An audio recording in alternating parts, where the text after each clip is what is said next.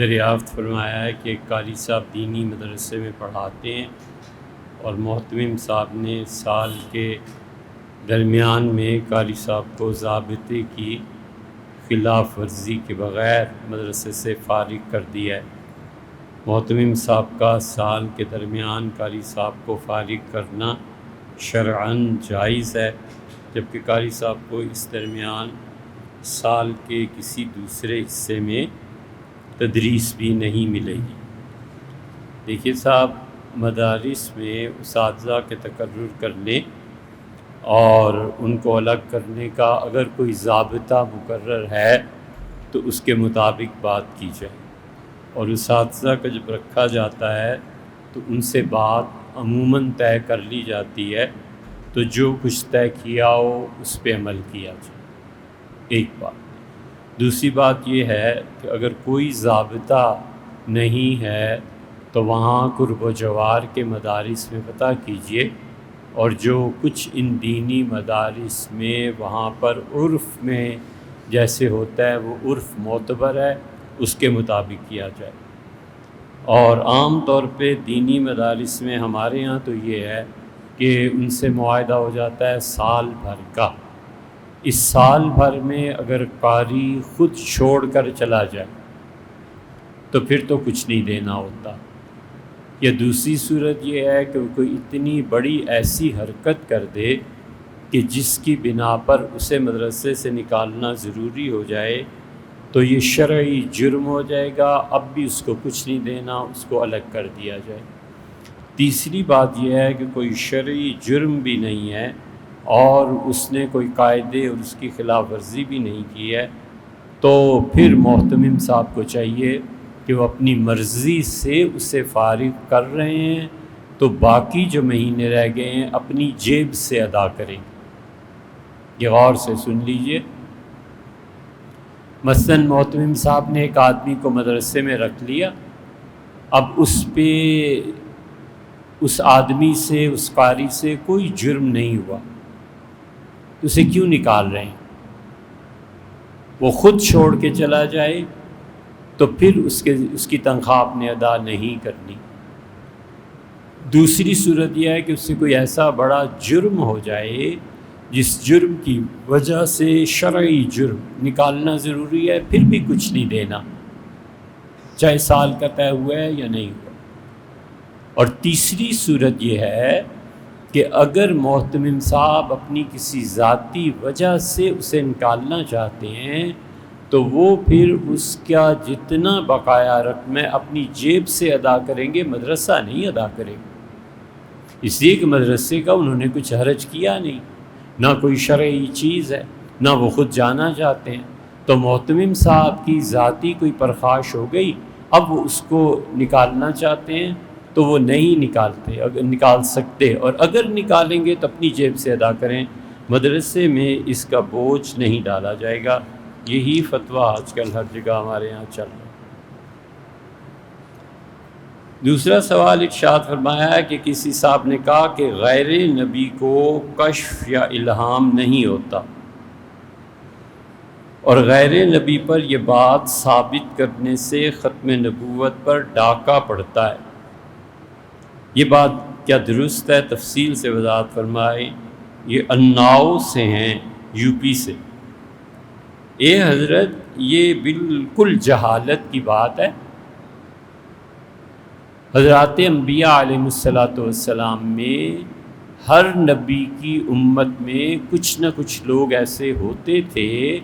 جنہیں اللہ کی طرف سے یا تو دل میں ڈالا جاتا تھا ایک چیز، یا دوسری چیز انہیں امر واقعہ دکھا دیا جاتا تھا کہ یہ ہونا ہے، اور کبھی انہیں خواب کے ذریعے اور کبھی انہیں فراست کے ذریعے، یہ 4 ذرائع مزید ہیں وحی کے علاوہ۔ علم جن ذرائع سے حاصل ہوتا ہے وہ 5 حواس خمسہ ہیں، آنکھ سے دیکھتا ہے، کان سے سنتا ہے، زبان سے بولتا ہے، یہ ساری چیزیں۔ ان 5 کے بعد 5 حواس باطنی بھی ہیں۔ 5 سینسز اگر اندر ہیں تو 5 سینسز انسان کے 5 سینسز اگر انسان کے باہر جسم میں ہیں تو 5 سینسز ہی اللہ نے انسان کی روح میں بھی رکھی، ان میں سب سے بڑا مقام وحی کا ہے۔ دوسری بات الہام ہے، تیسری بات کشف ہے، چوتھی چیز اس انسان کا خواب ہے، اور پانچویں چیز اس انسان کی فراست ہے۔ یہ 5 چیزیں انسان کے اندر ہیں، اس لیے اس کا انکار کرنا سوائے اس کے کہ اپنی بے خبری کا ثبوت دے کیا ہے، یا یہ بتانا چاہے کہ اس کا کسی سے کوئی تعلق نہیں، علم میں پڑھنے میں کوئی باپ دادا نہیں۔ امت میں آج تک یہی تعلیم دی جاتی رہی ہے اور امت اسی پہ عمل پیرا ہے۔ حضرت ابوبکر رضی اللہ عنہ کے زمانے سے لے کے اب تک یہ جو 4 چیزیں ہیں نا، ہر صدی میں ہر جگہ امت کے بے شمار لوگوں کے ساتھ یہ ہوا ہے۔ اس کا انکار کرنا یہ گمراہی تو ہے ہی ہے، بسا اوقات یہ کفر تک لے جاتا ہے، ہوش کرنی چاہیے۔ ام المومنین حضرت عائشہ رضی اللہ عنہ فرماتی ہیں کہ میرے والد ابوبکر رضی اللہ عنہ نے مجھے اپنی وراثت دکھوائی اور یہ چیزیں، اور اس میں مجھے انہوں نے بہت اصرار سے ایک پلاٹ عنایت فرمایا تھا کہ وہ جو زمین عائشہ آپ رکھ لیں، تو میں نے اس پہ قبضہ کرایا ہی نہیں، میری ایسے ہی بے دھیانی رہی، تو وفات کے وقت ابوبکر رضی اللہ عنہ نے اس کی بھی تقسیم کر دی، کیونکہ میں نے قبضہ کیا نہیں تھا، تو اب یہ ان کی وراثت میں آ رہا تھا نا۔ تو فرماتی تھی کہ جب میں نے وراثت پہ غور کیا تو ہم بہنوں میں ایک بہن کا اضافہ ایک اور بھی تھا۔ بہت حیران ہوئی کہ والد نے یہ کیا کیا ہے، لیکن ادب احترام تھا، میں نے کچھ عرض نہیں کیا۔ تو وفات کے بعد مجھے پتہ چلا کہ ان کی جو دوسری اہلیہ ہیں وہ امید سے ہیں، تو میں سمجھ گئی کہ اس سے بیٹی ہوگی، اور وہی بیٹی ہوئی اور ان کا نام خارجہ رکھا گیا۔ یہ خالصتاً حضرت ابوبکر رضی اللہ عنہ کو الہام یا کشف یا خواب کوئی چیز ہوگی، اس کے علاوہ کیسے ممکن ہے؟ سیدنا عمر رضی اللہ عنہ کے اپنے بیٹے عبداللہ ابن عمر رضی اللہ عنہما بخاری میں کہتے ہیں، بخاری شریف میں آیا، وہ کہتے تھے میرے والد نے زندگی میں کبھی کوئی بات نہیں کی مگر یہ کہ وہ پوری ہو کر رہی۔ وہ کہتے تھے کہ مجھے ڈر ہے ایسے نہ ہو جائے، مجھے لگتا ہے ایسے نہ ہو جائے، اور وہ ہو کے ہی رہا، جو ڈر تھا انہیں وہ سامنے آ گیا۔ حضور اقدس صلی اللہ علیہ وسلم نے ان کے متعلق یہ فرمایا ہے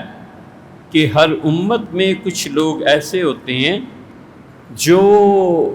جن سے خدا کے فرشتے باتیں کرتے ہیں، اور آپ نے فرمایا یکم من امتی، اور میری امت میں یہ منصب حضرت عمر رضی اللہ عنہ کا ہے۔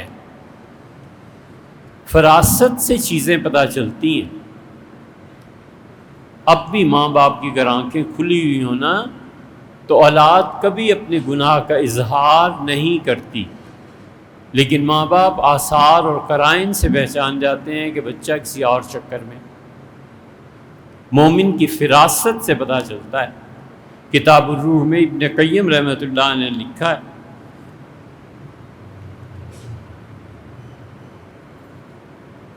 پہلی بات میں تسامح ہو گیا، پھر دہراتے ہیں۔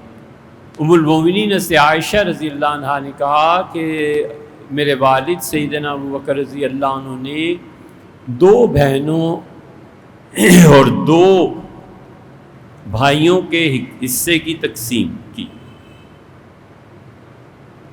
تو وہ چونکہ والدائیں الگ الگ تھیں، میری والدہ اور تھی، حضرت اسماء رضی اللہ عنہ میری بہن، والد کی طرف سے ابوبکر رضی اللہ عنہ کی دونوں بیٹیاں تھیں، لیکن ان کی والدہ اور تھی، تو انہوں نے حصے اس میں گنوائے۔ تو میں نے پوچھا کہ میں عائشہ آپ کی اکیلی بیٹی ہوں، میری دوسری بہن تو ہیں نہیں، تو سیدنا ابوبکر رضی اللہ عنہ نے کہا کہ تمہاری والدہ جو خارجہ ہیں نا، ان میں وہ وجود موجود ہے، ان کا اس بچی کا جسم ہے، وہ جب پیدا ہوگی تو اسے یہ حصہ ملے گا۔ یہ حضرت ابوبکر رضی اللہ عنہ کا اصل قصہ ہے، ہم سے بات کرنے میں آگے پیچھے ہو گیا، لیکن اصل قصہ یہ حضرت عثمان رضی اللہ عنہ بیٹھے ہوئے تھے، کتاب الروح میں آیا، ابن قیم رحمۃ اللہ لکھتے ہیں کہ حضرت عثمان رضی اللہ عنہ ایک شخص کو دیکھا اور بس یہ فرمایا کہ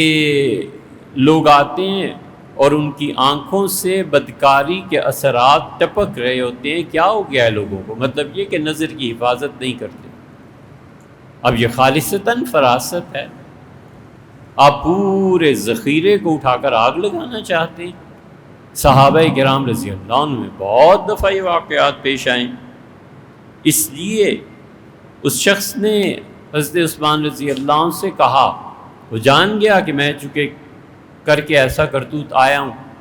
تو کہتے ہیں میں نے پوچھا کہ امیر المومنین رسول اللہ صلی اللہ علیہ وسلم کے بعد بھی وہی نازل ہوتی ہے؟ تو انہوں نے فرمایا کہ میرے اوپر تو کچھ نازل نہیں ہوتا، لیکن بات سچائی کی ہے، اور مجھے اپنے اندر جو بصیرت میں نور ہے نا، فراست، اس سے اندازہ ہوا کہ تم ایسی حرکت کر کے آ رہے ہو۔ صحیح بخاری میں آتا ہے حضرت اسماعیل علیہ السلام ان کی غیر موجودگی میں ان کے والد ابراہیم علیہ السلام آئے تھے اور پوچھا تھا بہو سے کہ کیسا گزر اوقات، گزر بسر کیسا؟ تو اس نے کہا کہ کیا بتائیں، بہت تنگی ہے، گھر میں یہ ہے، یہ ہے، یہ ہے۔ تو انہوں نے فرمایا کہ اچھا آئے نا میرا اسماعیل، تو اسماعیل سے کہنا کہ غیر رطبۃ بابک، دروازے کی چوکھٹ بدل لے۔ وہاں یہ آتا ہے کہ اسماعیل علیہ السلام شکار کر کے مکہ مکرمہ میں اپنے گھر میں جو ہی داخل ہوئے، انہوں نے بیوی سے کہا کوئی مرد آیا ہے یہاں۔ اس نے کہا مجھے لگتا ہے کوئی آدمی آیا ہے، کون آیا ہے؟ تو انہوں نے پھر حلیہ بیان کیا، ان کو وہ تو میرے والد ابراہیم علیہ السلام تشریف لائے تھے۔ تو انہوں نے کچھ فرمایا تو نہیں، ان کے یہ فرما رہے تھے میں نے یہ کہا، انہوں نے یہ کہا۔ انہوں نے کہا یہ تو حکم دے گئے ہیں کہ فارغ کرو ایسی بیوی کو جو اللہ کا شکر ادا نہیں کرتی اور شکایت کرتی ہے۔ پھر حضرت ابراہیم علیہ السلام آئے، پھر یہ گھر نہیں تھے۔ بخاری شریف میں آیا دوبارہ بھی یہ واقعہ پیش آیا اور فرمایا کہ اسماعیل آئے تو اسے کہنا ثبت تتبت بابک۔ انہوں نے پوچھا بہو سے، اسے کہا اللہ کا شکر ہے، گوشت ہے، یہ چیزیں ہے، پھر بٹھایا۔ پھر صحیح بخاری کی روایت میں آتا ہے کہ انہوں نے کوئی چیز پیش کی اور کہا رسول اللہ صلی اللہ علیہ وسلم فرماتے تھے، میری دادی کے سامنے انہوں نے رکھی اور کہا آپ دعا فرما دیں۔ تو رسول اللہ صلی اللہ علیہ وسلم نے دعا کی، حضرت ابراہیم علیہ السلام نے دعا کی کہ اللہ مکہ والوں کو برکت دے، کاش میری دادی کچھ اور بھی رکھ دیتی تو اللہ مکہ والوں کو بہت برکتیں دے دیتا۔ حضور صلی اللہ علیہ وسلم بڑی محبت سے یہ روایت بیان کی، اسی لیے نبی کریم صلی اللہ علیہ وسلم اس بات کو جو بتا رہے ہیں کہ اسماعیل بغیر دیکھے سنے خبر کے علیہ السلام کہنے لگے یہاں کوئی مرد آیا ہے، یہ کیا ہے؟ حواس ہیں۔ اندر جب آدمی کی روشنی ہوتی ہے نا تو پھر باہر سے روشنی کی ضرورت نہیں پڑتی۔ جیسے بلی کی آنکھیں ہوتی ہیں نا، یہ اندر حواس سے باطنہ جن لوگوں کے اللہ کی اطاعت، عبادت اور خاص طور پہ گناہوں سے بچنے کی وجہ سے اندر کی طاقتیں بیدار ہوتی ہیں، وہ بغیر کانوں کے بھی سن لیتے ہیں اور بغیر آنکھوں کے بھی دیکھ لیتے ہیں۔ ابراہیم علیہ السلام نے دعا مانگی تھی کہ اللہ مکہ والوں کو پھلوں سے رزق دے، اس سے ہمیشہ مکہ جا کے گوشت اور یہ کھانا چاہیے، یہ پھل کھانے چاہیے، روٹی ووٹی چھوڑ دے، ہمیشہ پھل کھائے، زیادہ سے زیادہ پھل کھائے، کیونکہ ابراہیم علیہ السلام نے مکہ والوں کے لیے پھل مانگے تھے تو اللہ نے اس میں برکت دی ہے نا، تو برکت والی چیز کیوں نہ کھائے، جہاں تک ہو سکے باقی چیزیں چھوڑ کے ہمیشہ پھل کھانے چاہیے مکہ مکرمہ۔ حضور اقدس صلی اللہ علیہ وسلم نے فرمایا، یہ بھی صحیح بخاری کی روایت ہے، آپ نے فرمایا کہ لوگوں کان فیما قبلکم من الامم محدثون فإن یکم فی امتی احد فإنہ عمر، پچھلے زمانوں میں ایسے لوگ ہوتے تھے جن سے اللہ کے فرشتے آ کر بات کرتے تھے، وہ آدمی فرشتے کو نہیں دیکھ پا رہا اور وہ اس سے ایک جملہ کہہ کے چلا جاتا ہے فرشتہ، اسے کہتے ہیں الہام۔ یہ آپ تجربہ کیجئے گا زندگی میں، بغیر کسی وجہ کے، بغیر کسی بات کے باپ کہتا ہے بیٹے آج لاہور چلیں، آج اسلام آباد چلیں، فلاں جگہ چلیں جی۔ وہ وہاں پہنچا اور انتقال ہو گیا۔ یہ الہام ہوتا ہے، فرشتہ اسے کہہ جاتا ہے لاہور جاؤ، جو ہی اس زمین پہ پہنچا چند دن میں یا اسی وقت انتقال ہو گیا۔ حضور صلی اللہ علیہ وسلم نے فرمایا لوگوں، موت ایسے آ جاتی ہے کہ جس زمین میں اس کی موت لکھی ہوتی ہے وہ وہیں چل پڑتا ہے، پھر جب اس جگہ پہ پہنچتا ہے تو اس کی موت آ جاتی ہے۔ یہ الہام نہیں ہے تو اور کیا ہے؟ یہ کشف کی چیزیں نہیں ہیں تو اور کیا ہے؟ حضور اقدس صلی اللہ علیہ وسلم نے فرمایا کہ فَإِن يَكُن مِّن أُمَّتِي مِنْهُمْ أَحَدٌ فَعُمَرٌ، اگر میری امت میں کوئی اس قابل ہے تو سیدنا عمر رضی اللہ عنہ ہے۔ سیدنا علی رضی اللہ عنہ کے ساتھ بہت واقعات ایسے ہوتے تھے، خواب میں تو بہت کثرت سے ہے، اس کا احاطہ کون کر سکتا ہے؟ خواب میں یہاں تک کہ خالد بن ولید رضی اللہ عنہ کہتے تھے ہم جنگ سے فارغ ہوئے اور جیت گئے تھے، تو مجھے خواب میں ایک صحابی رضی اللہ عنہ نے آ کے کہا کہ میری جو تلوار ہے وہ تھی اور فلاں چیزیں تھیں، اور حضرت وہ بہت قیمتی ہے اور وہ بیت المال کا حصہ ہے، تو آپ مہربانی کر کے اسے حضرت ابوبکر رضی اللہ عنہ تک پہنچا دیں، اور فلاں آدمی نے اپنے ہاں گڑھا کھودا ہے اور گڑھا کھود کے آپ کے اس سپاہی نے ساری چیزیں زمین میں دفن کر دی ہیں، میں آپ کو بتا رہا ہوں یہ بیت المال کا حصہ ہے۔ خالد بن ولید رضی اللہ عنہ نے بھیجا کسی کو، فرمایا وہاں جا کے کھودو، چولہے کے پاس ایک جگہ ہے، جب کھدائی کی گئی تو وہاں سے نکل آئی۔ انہوں نے حضرت ابوبکر رضی اللہ عنہ کو بھیج بھی دیا اور خط بھی لکھ دیا کہ حضرت اس طرح خواب میں مجھ سے کسی نے یہ کہا تھا۔ سیدنا عمر رضی اللہ عنہ بہت چیزیں مدینہ منورہ میں، وہ آخری جمعہ جو پڑھایا اس میں نہیں کہا، فرمایا لوگوں میں نے خواب میں دیکھا ہے اس مرتبہ کہ ایک مرغا، ایک پیالہ ہے مکھن کا بھرا ہوا ہے، اور ایک مرغا آیا اور اس نے چونچیں مارنی شروع کی، اور اتنی چونچیں ماری کہ پیالہ ٹوٹ گیا اور مکھن زمین پہ گر گیا اور پھر خاموش ہو گئے۔ فرمایا اس کا مطلب یہ ہے،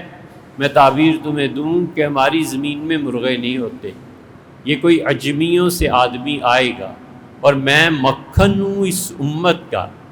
اور وہ مجھ پہ قاتلانہ حملہ کرے گا اور میں شہید ہو جاؤں۔ کہ خواب ہی تو بتایا حضرت عثمان رضی اللہ عنہ کو نہیں، وہ انہوں نے وفات سے پہلے، یہ صحیح روایات ہیں،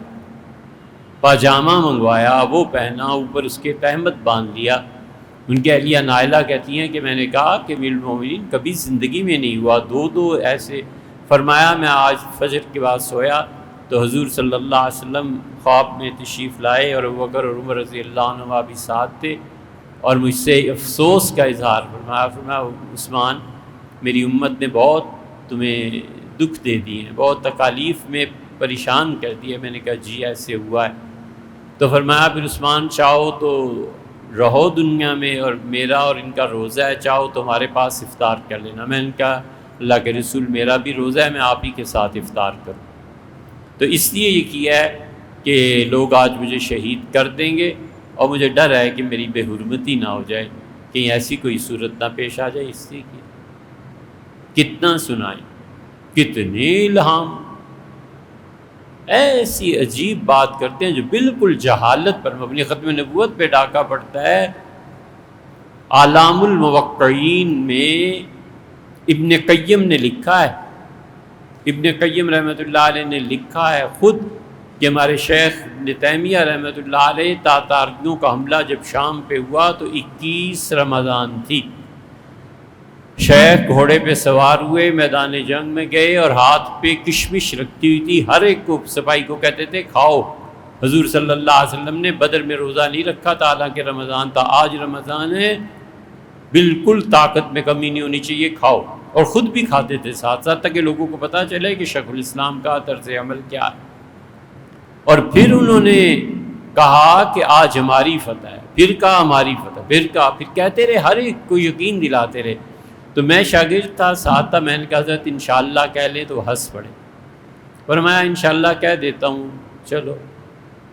کہ اگر اللہ نے چاہا، یہ بھی معلق کر دیتے ہیں خدا کی مرضی پہ، لیکن تم اس شخص سے بات کر رہے ہو جس نے لوح محفوظ میں دیکھا ہے، لکھا ہوا ہے کہ تاتاری پٹیں گے اور ہم غالب رہیں گے۔ یہ تو ابن تیمیہ رحمۃ اللہ کا حال ہے۔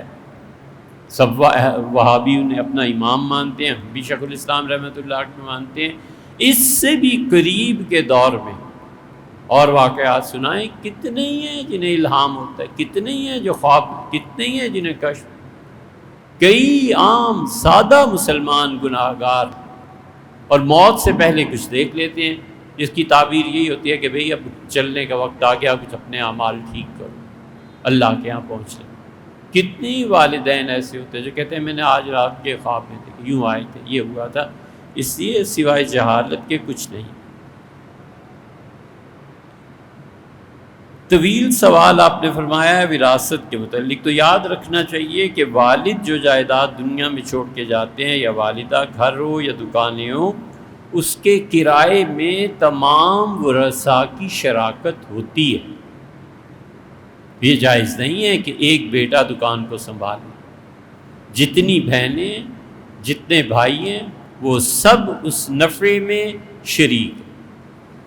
گہرا حصہ بہن کو ملے گا، بیٹی کو ملے گا، اور دوہرا حصہ بھائی کو ملے گا یا بیٹے کو ملے گا۔ اس لیے کرایہ کسی ایک وارث کے لیے لینا جائز ہی نہیں بنتا۔ یہ ہمارے معاشرے میں بہت خراب رسم ہے۔ جو ہی میت کا انتقال ہو گیا نا جی، کسی چیز سے کوئی فائدہ نہیں اٹھانا، چلتا پنکھا بھی بند کر دینا ہے کہ ان کی ملکی ہے، اور صرف ایک کام کرنا ہے میت کی تجہیز و تکفین کے معاملے میں، اور طریقہ یہ ہے کہ جائیداد یا کرایہ جو ہے وہ بہنوں کو دے دینا چاہیے، بیٹیاں ہیں ان کو دے دینا چاہیے، کچھ بھی ہے۔ ماں ہے، جانتی ہیں کہ میرا شوہر یہ جائیداد تھی اور یہ کرائے پہ ہے، میرا ایک بیٹا، غلط بات ہے۔ اس بیٹے سے وہ نفع لے کے ماں کو اپنی بیٹیوں کو بھی دے دینا چاہیے کہ بیٹے یہ 500 آپ کے ہیں، 100 آپ کا ہے، وہ اپنے بھائی کو دیں، اپنے بیٹوں کو جا کے دیں، اپنے شوہر کو دیں، اپنی والدہ کو، بسم اللہ، ان کی مرضی ہے۔ لیکن یہ چیزیں ٹھیک نہیں ہیں۔ ہمیشہ میت کے بعد اس کی کسی چیز کو استعمال نہیں کرنا چاہیے، وہ سب چیزیں ان کی ہوگی۔ اسی طرح آپ نے تحریر فرمایا سیکیورٹی کے معاملے میں، تو سیکیورٹی کا پیسہ جو جمع کیا جاتا ہے اس کی شرعی حیثیت ابتدا میں تو وہ امانت ہوتی ہے کہ یہ پیسہ آپ رکھیں، سیکیورٹی کا ہے، یہ میری دکان کی سیکیورٹی ہے، مکان کی ہے، کس کی ہے یہ، اور انتہا پر پہنچ کے پھر یہ قرض بن جاتا ہے۔ تو امانت پر یا قرض پر اضافہ سود کا ہوتا ہے، اس لیے کرایہ دار جتنی رقم دیتے ہیں وہی واپس لینے کے پابند ہیں۔ اب ڈالر گرتا ہے یا نہیں گرتا اس کی کوئی ٹھیکیداری نہیں، نہ کسی کا کوئی ذمہ ہے، یہ ملک جانے، اس کے کام جانے۔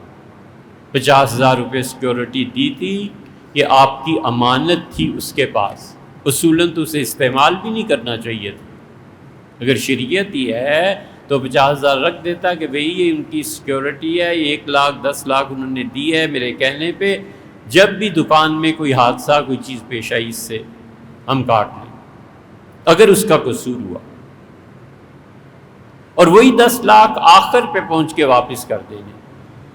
اب وہ کہتا ہے جی سیکیورٹی 10 لاکھ تھی لیکن اب تو ڈالر اتنا ہو گیا، یہ وہ، کچھ نہیں ہو گیا۔ جو ایک مرتبہ آپ نے طے کیا ہے اس کو پورا کیا جائے گا، باقی جو چیزیں ڈالرز اور رسک کی ہیں اس کے لیے بڑی لمبی جد و جہد کرنی پڑتی ہے کہ کسی طرح ظالمانہ نظام حکومت سے جان چھٹے، نہیں تو پستے رہو، پس رہے ہو نا 70-80 سال سے، تو پستے رہو۔ بیٹی کی جائیداد کا حصہ پوچھا ہے، تو بیٹیوں کا اس جائیداد میں جو آپ نے تحریر فرمایا اس کا حصہ ان میں بنتا ہے، حصے کی قیمت یا کرایہ وہ ادا کرنے پڑیں گے۔ بھائی خود رہتے ہیں تو اس گھر کا مارکیٹ کے اعتبار سے کرایہ لگوائیں، مکان ہے، والد چھوڑ گئے، بہنیں ہیں، آدمی خود ہے، تو سب سے پہلے جا کر مارکیٹ میں کرایہ لگوائے کہ اس میرے مکان کا جس میں والد کے بعد رہ رہا ہوں، باقی بہنوں کا بھی حصہ ہے، اس کا کرایہ کتنا بنتا ہے۔ جب پتہ چل جائے کرایہ اتنا ہے تو بہنوں کے حصے کا کرایہ وہ دیں گے جو ان کے ہاں آتا ہے، اور بہنیں اپنے حصے کا مطالبہ کر دیں، وہ کہیں بھائی رکھیں مکان آپ، لیکن مکان 1 کروڑ کا ہے اور اس میں 10 لاکھ میرے بنتے ہیں، مجھے کرایہ نہیں چاہیے، مجھے تو چاہیے کہ مکان میں میرا حصہ دے دیں، فروخت کر کے دے دیں یا اپنے پاس سے دے دیں، بہن کا حق بنتا ہے بھائی، بیچنا پڑے گا مکان، یا تو وہ راضی ہو جائیں یا اسے بیچ دیا جائے، اور کوئی صورت نہیں ہوتی۔ اور بہنوں کے مطالبے پہ آپ نے جو تحریر فرمایا، بھائیوں کا ناراض ہونا یہ کوئی شریعت نہیں، کچھ نہیں ہے، حتیٰ کہ اگر بھائی ناراض ہوتے ہیں تو ہوتے رہا کریں، وہی گناہ گار ہوں گے۔ بہنوں سے تعلق توڑ دیتے ہیں، توڑتے رہیں، یہ سب ان پر گناہ اور عذاب پڑے گا، کیونکہ بہنوں نے جائز مطالبہ کیا، کوئی ناجائز بات تو کی نہیں کہ بھائی مجھے پیسہ چاہیے اپنے بچوں، کچھ بھی نہ بتائے کہ بھائی پیسہ چاہیے، بس کافی ہے۔ اس سے دلیل کیوں پوچھی جائے کہ کیوں چاہیے؟ اس کا حق بنتا ہے، آپ چھوڑ دیں مکان کو یا کرایہ دے دیں یا پھر اس کو تقسیم کر دیں۔ ایک وراثت کا آپ نے بھتیجوں کا ذکر کیا ہے، تو یاد رکھنا چاہیے کہ جو صورتحال آپ نے تذکرہ فرمایا، یہ سوالات چونکہ لمبے ہیں اس لیے ہم سوال نہیں پڑھ رہے، امید ہے جواب جس کا بھی ہوگا اس تک پہنچے گا اور باقی لوگ اسے سمجھ جائیں گے۔ جو بھی زیورات انہوں نے چھوڑے ہیں، جو بھی جائیداد چھوڑی ہے، جو بھی پیسے چھوڑے ہیں، جائیداد، پلاٹ، کوئی بھی چیز، وہ سب کی سب مال تجارت، کپڑا، کوئی سامان بھی جو ان کا ہے، سب سے پہلے یہ دیکھنا چاہیے کہ ان کا قرضہ کتنا ہے، ان چیزوں کو بیچا جائے اور لوگوں کے حقوق ادا کیے جائیں۔ اللہ تعالیٰ نے فرمایا من بعد یوصی بہا او دین، اس کی وصیت پوری کرو اور قرضہ ادا کرو جب میت کا انتقال ہو جائے۔ حضرت رسالت مآب صلی اللہ علیہ وسلم نے اسے پلٹ دیا، یہ ہے سنت قرآن کے احکامات کو کبھی پلٹا دیتی ہے۔ اللہ نے پہلے ذکر کیا کہ وصیت پوری کرو اور پھر قرض ادا کرو۔ حضور اقدس صلی اللہ علیہ وسلم پہلے قرض ادا کرو، حقوق العباد کو غالب کر دیا، اور پھر اس کے بعد دیکھو وصیت میں کیا لکھا ہے۔ اس کے بعد دوسری چیز جو ہے اس کی تجہیز و تکفین ہو، کوئی ایک بیٹا ایک بیٹی کوئی بھی کر دیتا ہے، تجہیز و تکفین کے لیے پیسے دیتا ہے، اللہ اسے اجر دے گا، لیکن اس کی وراثت سے وہ مال نہیں لیا جائے گا۔ وراثت کا مال تو یہ ہے کہ کوئی بھی راضی نہ ہو کہ میں کفن دفن کے اخراجات نہیں اٹھا سکتا۔ اب 1 لاکھ مثلاً قرضہ ادا کر دیا تھا، اب باقی 5 لاکھ فرض کر لو رہ گیا ہے، اب سب سے پہلے تجہیز و تکفین کے، قبر کے کھودنے کے وغیرہ وغیرہ بھی پیسے ادا کیے جائیں۔ اس کے بعد دیکھتے ہیں کہ مرحوم نے جائز وصیت کیا کیا، یہ تیسری چیز ہے۔ بس اس سے وصیت کی کہ میرے بعد مسجد بنا دینا، اس سے وصیت کی کہ یہ اتنا پیسہ لائبریری میں دے دینا۔ اب دیکھیں گے کہ 1/3 کتنا رہ گیا، جو رہ گیا ہے اس میں سے 1/3 سے اس کی وصیت پوری کی جائے۔ اب 1/3 اتنا زیادہ بنتا ہے کہ اصل مال سے مثلا مسجد بنا دینا، پتہ چلا 5 لاکھ تو چھوڑ کے گئے ہیں، 1 لاکھ قرض میں ادا ہو گیا، 1 لاکھ تجہیز و تکفین میں، باقی 3 لاکھ رہ گیا اور مسجد بنتی ہے کروڑ میں، تو اب وہ کوئی وصیت نہیں، اسے نہیں پورا کیا جائے گا، بلکہ یہ 1/3 جو ہے اس کو چھوڑ کے اب جو بھی ہے آپ نے اپنے بھتیجوں کا لکھا ہے، تو جو کچھ بھی قرض کی ادائیگی، تجہیز و تکفین، ان کی وصیت، اس کے بعد آپ نے تحریر فرمایا ہے کہ ان کے 5 ان کے بھتیجے رہ گئے ہیں، تو جو اب رقم باقی بچی ہے نا ان 3 کاموں کے بعد، اس کو 5 حصوں میں تقسیم کر لیں جو بھی ہے، اور 5 حصے ایک بھتیجے کو دے دیے جائیں گے، یعنی لاکھ روپے تو 20% ہر بھتیجے کو مل جائے گا، کیونکہ 5 بھتیجے ہیں، ان کے 100 میں سے 20 چلے گئے، اور بھتیجیاں جو ہیں اس میں ان کا کوئی حصہ نہیں ہے۔ نماز کے متعلق سوال دریافت فرمایا ہے کہ نماز میں تیسری اور چوتھی رکعت میں اگر کوئی آدمی سورہ فاتحہ کے بعد بسم اللہ یا سورت پڑھ لے تو اس صورت میں کوئی سجدہ سہو نہیں ہے۔ مثلا تیسری چوتھی رکعت میں کھڑا ہوا نا، اب وہ فاتحہ کے بعد سے کوئی سورت شروع کر دی، چھوٹی بڑی کوئی بھی، پوری بھی کر لی تو بھی سجدہ سہو نہیں، کوئی ضرورت نہیں اس کی۔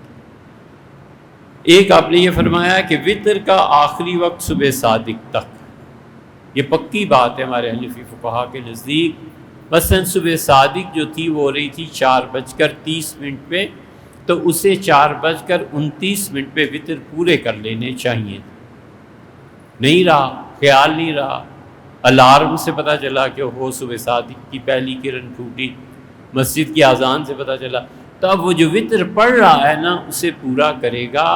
چاہے وطروں کا کچھ حصہ صبح صادق کے بعد ہی کیوں نہ آ جائے، اور پھر یہ شخص وطر کو دوبارہ لوٹائے گا نہیں، وہ ٹھیک ہے، اس کا وطر ایسے پڑھ لے.